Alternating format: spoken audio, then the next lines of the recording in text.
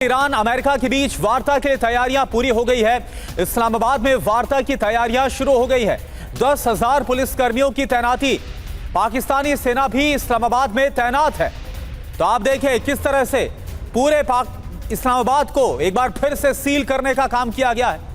इस वार्ता को लेकर पाकिस्तानी सेना की तैनाती है, 10,000 पुलिसकर्मियों को तैनात किया गया है।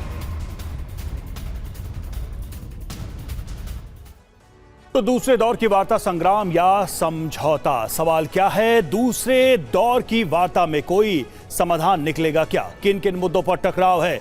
अमेरिका का दावा क्या है और ईरान क्या कह रहा है? अमेरिका कह रहा है ईरान यूरेनियम ट्रांसफर को तैयार है। ईरान कह रहा है यूरेनियम पर हमारा अधिकार है, हमारा हक है।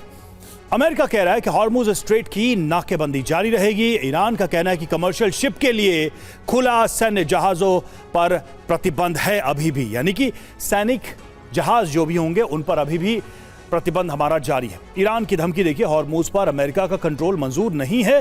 हॉर्मुज को लेकर साफ साफ कह रहा है ईरान, और सीज फायर का उल्लंघन हुआ तो फिर से हॉर्मुज को बंद कर देंगे, ये ईरान की तरफ से कहा है। क्या समझना हम सबके लिए जरूरी है।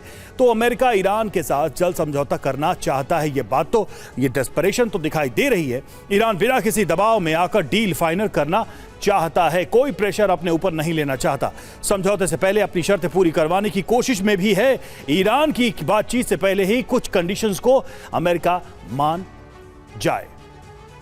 सीधे चलेंगे मनीष के पास। मनीष हमारे साथ इस वक्त जुड़े हुए हैं। मनीष, जो बात आ रही है कि ईरान ने एक अविश्वास जताया है ट्रंप के दावों को लेकर, पहले से ही ट्रंप पहले ही बहुत सारी बातें कह रहे हैं, धमकी भी दे रहे हैं, स्टिक एंड कैरेट की पॉलिसी अपना रहे हैं, ये नहीं होगा तो हम ये कर देंगे। सवाल है कि इस अविश्वास और झूठ के बीच ये वार्ता किस दिशा में आगे बढ़ेगी?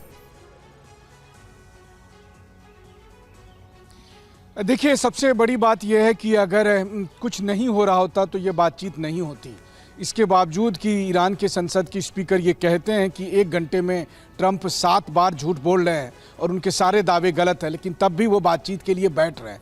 यही अपने आप में संकेत है कि अंदर खाने अमेरिका और ईरान के बीच में बहुत कुछ ऐसा चल रहा है जो पब्लिक को दिखाई नहीं जा रहा, और हकीकत कुछ और है। बहुत हद तक अगर कहें तो मैं इसको वेनेजुएला में मौजूदा सरकार के साथ जो अमेरिका की सेटिंग है उसके साथ तुलना कर सकता हूँ। पब्लिक को दिखाने के लिए ईरान की लीडरशिप की तरफ से भी बहुत सारे कड़े बयान आ रहे हैं, लेकिन वो अंदर खाने कॉपरेट कर रहे हैं, जिसको हम कहते हैं कि वो कॉपरेट कर रहे हैं अमेरिका के साथ, और उसी दिशा में आप हॉर्मुज स्ट्रेट को खुलते हुए भी देखते हैं, और ताकि एक ये भी बना रहे कि ईरान भी अपनी जिद पर कायम है।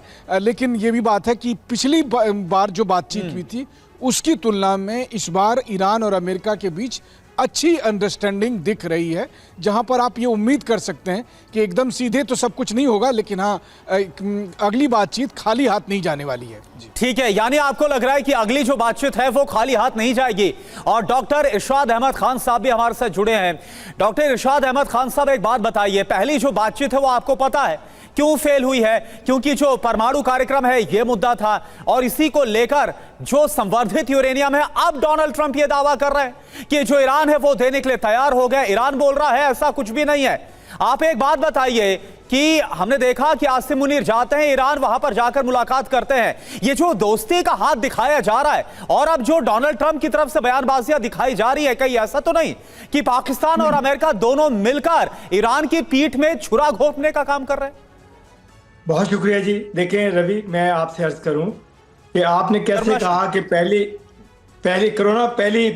मीटिंग कैसे आप कह रहे हैं कि नाकाम हुई। देखिए, वही तो कामयाब हुई। उस कामयाबी के बाद उस कामयाबी का सेहरा नहीं, जेडी वेंस को तो सुना होगा, उन्होंने तो सामने बोला ना। सुन लीजिए ना प्लीज। मैं नहीं बोल रहा, जेडी वेंस ने बोला था कि द टॉक्स हैव फेल्ड, जो बातचीत है वो नाकाम हो गई है, फेल हो गई है। जेडी वेंस का बयान था, अंडरकोट। आप मुझे पूरा बोलने दीजिए। देखें, मैंने आपसे अर्ज की कि हमने पूरी दुनिया को मरने से बचाया, आलमी जंग से बचाया, पूरी दुनिया को हम कामयाब हुए उस मिशन पे, जिसका मैंने आपके प्रोग्राम में ये कहा था कि हम आपको इंशाल्लाह सरप्राइज देंगे। हमने सरप्राइज दिया, हमने जंग रुकवाई, हमने पूरी दुनिया को पाकिस्तान में बुलाया। उसके बाद अभी आप फिर दोबारा से पैनिक फैलाने की कोशिश कर रहे हैं कि ट्रंप के नीयत ठीक नहीं है, पाकिस्तान की नीयत ठीक नहीं है, ईरान की पीठ पे छुरा। हम नहीं गोपते छुरा। नहीं आप अपनी पूरी इरशाद साहब, अरे इरशाद साहब, बस इसलिए आपको काउंटर कर रहे हैं ना। देखिए, अमेरिका की तरफ से जो कहा जा रहा है, डोनाल्ड ट्रंप ने 7 दावे किए, उन 7 के सातों दावों को झूठा बोल रहे हैं कौन? कालीबाफ, ईरानी संसद की स्पीकर। ना ये मैं बोल रहा हूं, ना ये रवि बोल रहे हैं, ये ईरानी संसद के स्पीकर बाकर कालीबाफ बोल रहे हैं। ये बस इंफॉर्मेशन मैं आपको देना चाहता हूं, ये और कोई नहीं बोल रहा है।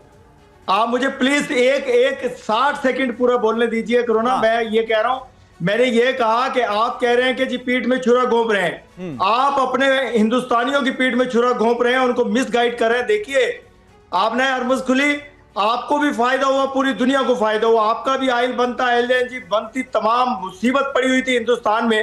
पाकिस्तान तो बड़ा शांत था, बड़ी अमन था, हमें कोई प्रॉब्लम नहीं थी, ना ऑयल की ना गैस की, क्योंकि हमारे घरों में गैस के मीटर लगे हुए हैं। आप तो सिलेंडर इस्तेमाल करते हैं। देखिए, आपकी आवाम को सुकून मिला, हमने पूरी दुनिया के लिए काम किया, हमने पूरी दुनिया को मरने से बचाया, हमने आग में इरशाद भाई फिर से आप डिरेल हो गए हैं। इरशाद भाई, हमेशा की तरह फिर से आप डिरेल हो गए हैं। पहली बात तो यह है कि हॉर्मुज ऑफ स्ट्रेट तब नहीं खुला जब पहला सीज फायर हुआ था। हॉर्मुज ऑफ स्ट्रेट उसके बाद खुला जब अमेरिका ने नेवल ब्लॉकेड किया, उसके बाद हॉर्मुज ऑफ स्ट्रेट खुला है। पहली चीज। दूसरी चीज ये है कि पहले सीज फायर के बाद नहीं, देखिए, पहले से एक बात सुन लीजिए। नहीं, आपके पास दिक्कत यही होती है ना, आप कहते हैं मुझे मौका दीजिए और फिर आप डिरेल हो जाते हैं। आपने क्या कहा? आपके यहाँ कोई गैस की दिक्कत नहीं हुई थी? कितना प्राइस आपने बढ़ाया था?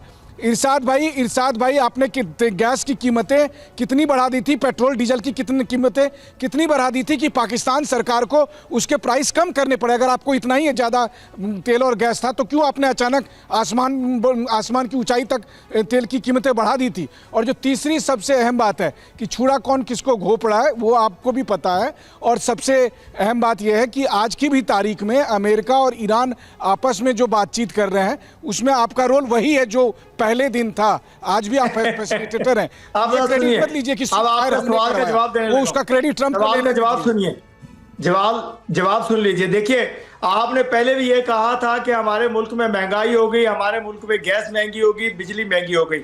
मैंने आपको जवाब दिया था, कौमें कुर्बानियों से बनती है।